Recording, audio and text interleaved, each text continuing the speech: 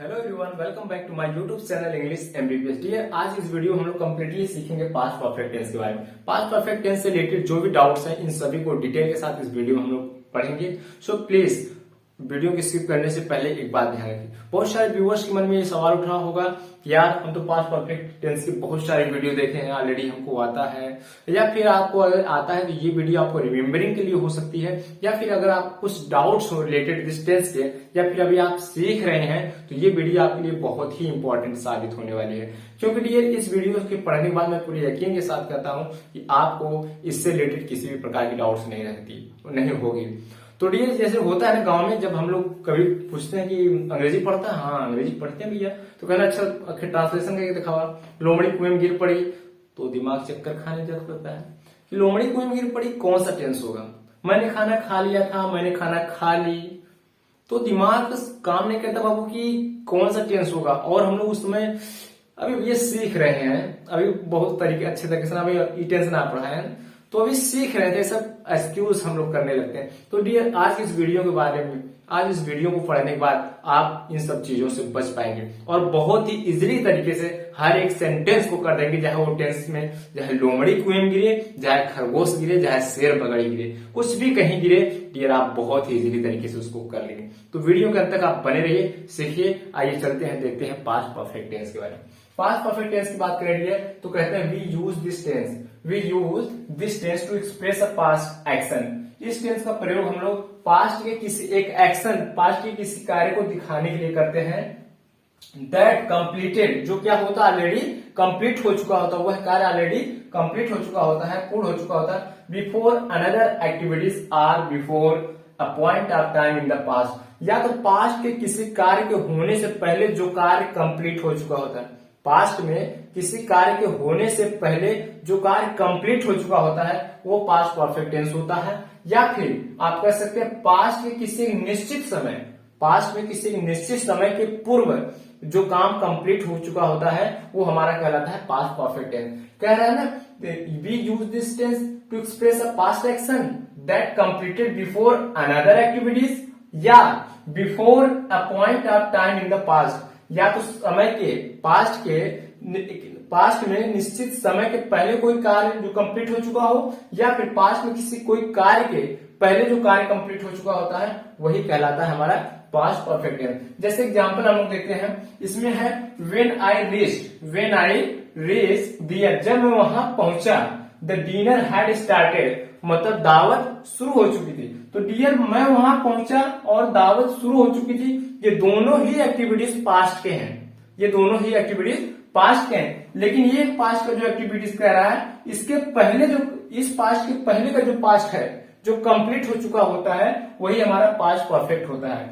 तो dear, when I reached दियर, जब मैं वहां पहुंचा, द डिनर हैड स्टार्टेड, दावत शुरू हो चुकी थी, दावत क्या थी, शुरू हो चुकी थी। तो डियर, ये हमारा सेंटेंस है जो इसमें यही कह रहा है, we use this tense to express the past action that completed before another activity. Past के किसी अनदर एक्टिविटीज, ये पास्ट का ही एक सेंटेंस है, तो जब इसके पहले जो एक्शन जो कंप्लीट हमारा हो चुका होता है वही सेंटेंस, वही एक्शन हमारा पास्ट परफेक्ट टेंस का कहलाता है। तो डियर, जैसे when I reached there the dinner had started, जब मैं वहां पहुंचा दावत शुरू हो चुकी थी। नेक्स्ट एग्जांपल जैसे है, we had met me, he had met me, वह मुझसे मिल चुका था इन प्रयागराज इन 2020। 2020 क्या है बाबू, पास्ट का एक निश्चित पॉइंट है ना, कोई एक डिफिनेट पॉइंट है। तो पास्ट में किसी निश्चित समय में जब कोई कार्य या निश्चित समय के पहले कोई एक्टिविटीज काम हो चुकी होती है तो वह भी हमारा कौन सा टेंस कहलाता है, पास्ट परफेक्ट टेंस कहलाता है। तो ही हैड मेट मी इन प्रयागराज इन 2020, वह प्रयागराज में 2020 में ही मुझसे मिल चुका था। क्या हो जाएगा, ही हैड मेट मी, वह मुझसे मिल चुका था इन प्रयागराज इन 2020, प्रयागराज में 2020 में ही मुझसे वह मिल चुका था। तो ये दोनों क्या है भाई, प्रयागराज में पास्ट का कोई एक निश्चित टाइम है और ये क्या है, पास्ट का कोई एक निश्चित वर्क है जिसके पहले ऑलरेडी एक वर्क कंप्लीट हो चुका है, वह वर्क है दावत के शुरू होने का। तो मेरे पहुंचने के पहले का जो काम स्टार्ट हुआ था, जो काम फर्स्ट स्टार्ट हुआ था वो हुआ था दावत शुरू होने का। दावत शुरू होना हमारा किस में था भैया, पास्ट परफेक्ट टेंस में था। तो नेक्स्ट हम लोग देखते हैं कि अगर हिंदी में इसकी पहचान की बात करें तो पास्ट परफेक्ट की हिंदी में पहचान होती है चुका था, चुकी थी, चुके थे, लिया था, दिया था, ली थी, दी थी, की थी। जब भी हिंदी वाक्यों के मुख्य क्रिया के साथ चुका था, चुकी थी, चुके थे, लिया था, दिया था, किया था, ली थी, की थी, दी थी इत्यादि शब्द आते हैं बाबू, तो हमारे कहलाते हैं पास्ट परफेक्ट टेंस। ये तो हमने एक एक्शन के अकॉर्डिंग पास्ट टेंस की पहचान की, लेकिन अगर हिंदी में जब हम लोग के शब्दों के अंतर में आता है तो चुका था, चुकी थी ये शब्द आते हैं। अब हम लोग एक एक्शन के अंतर्गत पढ़ते हैं, एक स्ट्रक्चर के अंतर्गत पढ़ते हैं कि और तरीके से हम पास्ट परफेक्ट को पहचान सके। जैसे ये है हमारे structure present, past, earlier past. Earlier past मतलब होता है कि पूर्व का पास्ट, अर्लियर मतलब पूर्व, पास्ट मतलब भूत, मतलब पूर्व का भूतकाल जो होता है। जैसे कहते हैं जब वर्तमान में, इसको पहले हम लोग हिंदी में बता देते, हिंदी में सीख लेते हैं, सुन लेते हैं, फिर उसके बाद अंग्रेजी में इसको कन्वर्ट करेंगे।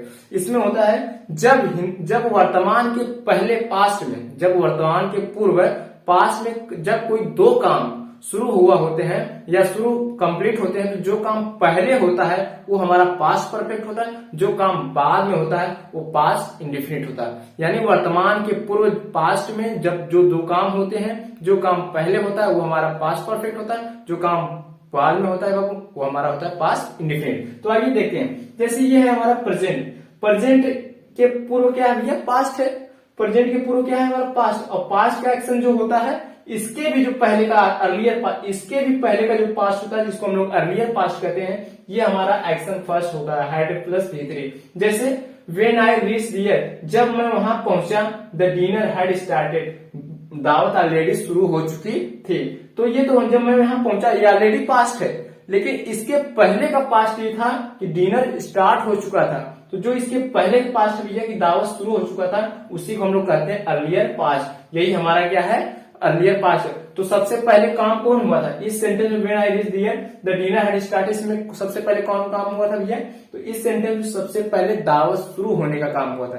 तो जो काम पहले होता है, एक्शन फर्स्ट, जो काम पहले होता है वो हमारा होता है हैड प्लस V3 यानी पास्ट परफेक्ट होता है। और जो एक्शन बाद में होता है, मतलब दावत शुरू होने के बाद में पहुंचा, तो जो काम बाद में होता है, जो काम बाद में होता है वो वर्ब का सेकेंड फॉर्म, मतलब जो एक्शन बाद में होता है, दूसरा एक्शन होता है, वो हमारा पास्ट इंडेफिनिट टेंस कहलाता है। जैसे एक एग्जांपल हम लिख लेते हैं कि जैसे जब मैं घर पहुंचा वह खाना बना चुकी थी, जब मैं घर पहुंचा वह खाना बना चुकी थी। मतलब इन सेंटेंस में अगर हम देखें तो सबसे पहले कौन काम हुआ था, मतलब मैं घर नहीं पहुंचा फिर भी वो खाना बना चुकी थी, तो खाना बनाने का काम पहले हुआ था। तो मैंने पता है जो काम पहले होगा वो पास्ट परफेक्ट, जो काम बाद में होगा वो पास्ट इंडेफिनिट। तो जब मैं घर पहुंचा वह खाना बना चुकी थी, तो इसको ट्रांसलेट करेंगे when I reach to home, जब मैं घर पहुंचा, कॉमा शी हैड कुक्ड, वह खाना बना चुकी थी, शी हैड कुक्ड, वह खाना बना चुकी थी। व्हेन आई रीच्ड, इस सेंटेंस में कह रहा है जब व्हेन मैं घर पहुंचा, when I reached home she had cooked food, वह खाना बना चुकी थी। तो बाबू बना चुकी थी, ये काम सबसे पहले, इसमें कौन सा काम हुआ, मेरे घर पहुंचने का काम पहले हुआ कि उसके खाना बनाने का काम पहले हुआ, तो उसके खाना बनाने का काम पहले हुआ। तो जो काम पहले होगा, जो एक्शन फर्स्ट होगा वो हमारा हैड प्लस V3 होगा, यानी पास्ट परफेक्ट होगा। जो काम बाद में होता है, जो काम बाद में होता है वो हमारा पास्ट इंडेफिनिट होता है। तो खाना बनाने के बाद में पहुंचा, यानी जब मैं घर पहुंचा ऑलरेडी खाना बन चुका था, ऑलरेडी खाना बन चुका था मतलब कि खाना बनने का काम पहले हो चुका था। तो हमने बाद में पहुंचा, तो हमारा दूसरा एक्शन होगा, जो दूसरा एक्शन होगा वो होगा V2, मतलब वर्ब का सेकंड फॉर्म। वर्ब का सेकंड फॉर्म हमारा होता है पास्ट इंडेफिनिट टेंस। तो ये तो है हमारे पहचान पास्ट परफेक्ट टेंस का। पास्ट परफेक्ट में एक हेल्पिंग वर्ब होती है हैड, एक हेल्पिंग वर्ब होती है हैड, और हैड हमारा सिंगुलर और प्लूरल दोनों के साथ यूज होता है। सिंगुलर भैया और प्लूरल इन दोनों के साथ हमारा किसका प्रयोग होता है, पास्ट हैड का प्रयोग होता है। तो हैड पास्ट परफेक्ट में एक हेल्पिंग वर्ब हैड, सिंगुलर और प्लूरल सब्जेक्ट दोनों के साथ हमारा हैड का प्रयोग होता है। सिंगुलर और प्लूरल क्या है इसको तो आप बेहतरीन तरीके से जानते हैं, और नहीं भी जानते होंगे तो डिस्क्रिप्शन में हमारा लिंक है और उसमें बहुत सारी वीडियो है जो एक सीरीज से है, आप रियली आराम से बहुत आसानी तरीके से उन सभी को सीख सकते हैं। तो डियर ये तो हुए हमारे पास्ट परफेक्ट की पहचान। आइए अब हम लोग सीखते हैं पास्ट परफेक्ट में कितने स्ट्रक्चर बनते हैं और सो डियर अब हम लोग सीखेंगे पास्ट परफेक्ट के चारों स्ट्रक्चर क्या क्या है, पॉजिटिव, निगेटिव, इंट्रोगेटिव और इंट्रोगेटिव प्लस निगेटिव। तो हम पॉजिटिव स्ट्रक्चर का जो देखते हैं subject plus had plus verb का थर्ड फॉर्म प्लस ऑब्जेक्ट, इसका स्ट्रक्चर है पॉजिटिव का। जैसे एग्जांपल, मैं अपना काम कर चुका था, सो मैं अपना काम कर चुका था, सो हो जाएगा I had done my work, मैं अपना काम कर चुका था, हो जाएगा I had done my work. वह बगीचे में पानी दे चुका था, ही हैड वाटरेड द गार्डन, वह बगीचे में, तो इन द गार्डन, वह बगीचे में पानी दे चुका था। वह खाना खा चुका था, ही हैड ईटेन फूड, वह खाना खा चुका था। नेक्स्ट अब हम लोग देखते हैं कि निगेटिव सेंटेंस का। निगेटिव सेंटेंस का स्ट्रक्चर है subject plus had plus not plus verb का third form plus object. Example, जैसे वह बगीचे में पानी नहीं दे चुका था, वह बगीचे में पानी नहीं दे चुका था, तो हो जाएगा ही हैड नॉट वाटर्ड